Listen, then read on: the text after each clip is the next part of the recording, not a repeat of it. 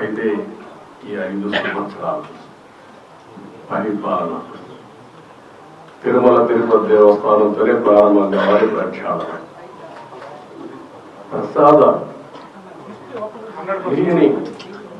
లేకపోతే పరిశుభ్రత అన్నిటికీ తిరోధకాన్ని చేశారు. కరోనా నేను వస్తే పరదా కట్టే పరిస్థితి ఇంకా హ్యాంగ్ ఓవర్ పోతున్నాం. పరదా కట్టేస్తున్నారు అంటే అలవాటైపోయింది. రెండోది మనుషులు వస్తే వాళ్ళకి హ్యాండిల్ చేయడం తెలియడం లేదు. మనుషులు వస్తే హ్యాండిల్ చేయడం తెలియదు కాబట్టి కర్ఫ్యూ పెట్టాడు. కర్ఫ్యూ పెట్టేస్తే ఎవరు రారు, ఇంక నేరుగా వెళ్ళిపోవచ్చు, నేరుగా వచ్చేస్తామని. ఇలాంటి కల్చర్స్ అంతా చూస్తే చాలా బాధ వేస్తుంది. అదే మరి పెద్ద ఎత్తున అవకతవకలు జరిగాయి. ఎప్పుడు కూడా కక్ష సాధింపు చర్య ఉండకూడదు, కానీ తప్పులు చేసిన వాళ్ళు కూడా ప్రక్షాళన చేయకపోతే వెంకటేశ్వర స్వామి కూడా సహకరించారు. దేవుడు కూడా చెప్పింది అదే, మంచి వాళ్ళని కాపాడుకోవాలి, చెడు వ్యక్తుల్ని శిక్షించాలి, సమాజాన్ని కాపాడాలి. అందుకే ఈరోజు నేను చెప్తున్నా, ఈరోజు నేను చేసిన సంకల్పం ఇది. నా జీవితంలో మా కుటుంబానికి నేను ఏమి ఇవ్వాల్సిన అవసరం లేదు.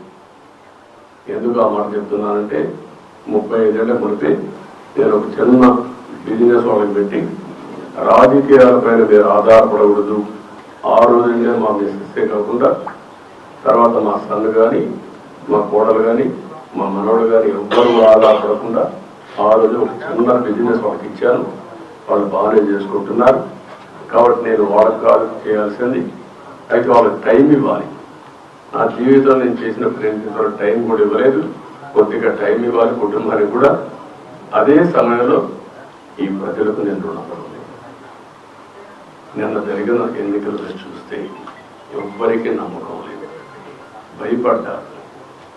కానీ నాకు నమ్మకం ఉంది, విశ్వాసం ఉంది, ప్రజల మీద అపారమైన గౌరవం ఉంది. నేను ఒకే మాట చెప్తాను, ప్రజలు గెలవాలి, రాష్ట్రం నిలబడాలి. తెలుగువారు ప్రపంచంలో ఎక్కడున్నా వచ్చి మీ బాధ్యత మీరు నిర్వహించడం చెప్పాను. ఆ బాధ్యత వాళ్ళు నిర్వహించారు. వాళ్ళు గెలిచారు, ప్రజలు గెలిచారు, రాష్ట్రాలు నిలబెట్టారు. వాళ్ళు మేము గౌరవించాలి. ఇప్పుడు ఆ కార్యక్రమానికి శ్రీకారం చుట్టా. నేను ఏ ఒక్కరి వ్యక్తిని కాదు, వెంకటేశ్వర స్వామి సమక్షంలో చెప్తున్నా, నేను అందరి వాటిని 5 కోట్ల ప్రజల మనిషిని, నేను 5 కోట్ల ప్రజలకు సంబంధించిన వ్యక్తిని. అయితే ఇక్కడ పనిచేసినప్పుడు రకరకాల మీడియా ఉన్నారు, మీరు ఒక పని చేశారు. కొంతమంది అయితే ప్రజాస్వామ్యం కోసం పోరాడి నిద్రపోని రాత్రులు కోర్టు చుట్టూ దిగే పరిస్థితి, మీ మనోభావాలు వాస్తవాలను కూడా చెప్పలేని దుస్థితి మీరు అనుభవించారు. రాజకీయ పార్టీ నాయకులు, రాజకీయ పార్టీ కార్యకర్తలు విపరీతమైన క్షోభ అనుభవించారు. సాటర్డే వస్తే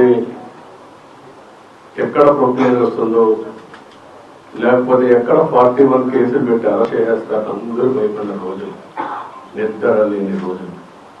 ఇప్పుడు ఎక్కడ చెట్లు నరికే పని లేదు, అర్థాలు కట్టే పరిస్థితి లేదు, లేకపోతే ప్రొక్లేన్ పంపించే పరిస్థితి లేదు. కానీ ప్రజాపాలన స్టార్ట్ అయింది. ఈ రోజు నుంచి అయితే మళ్ళీ చెప్తున్నా, ఇంకొక పక్కన ఉద్యోగస్తులు కూడా ఇంతవరకు చాలా ఇబ్బంది పడ్డారు, ఇంకొక పక్కన సోషల్ యాక్టివిస్టులు ఇబ్బంది పడ్డారు. ప్రజలు కూడా మాకు ఇది అన్యాయం జరిగిందని చెప్పుకోలేని పరిస్థితిలో ప్రజలు కూడా ఇబ్బంది పడ్డారు. ఒకరిని కాదు, అన్ని వర్గాలు ఇబ్బంది పడ్డారు. కానీ ప్రతి ఒక్కరికి న్యాయం జరుగుతుందని నా మీద హోప్ పెట్టుకున్నారు.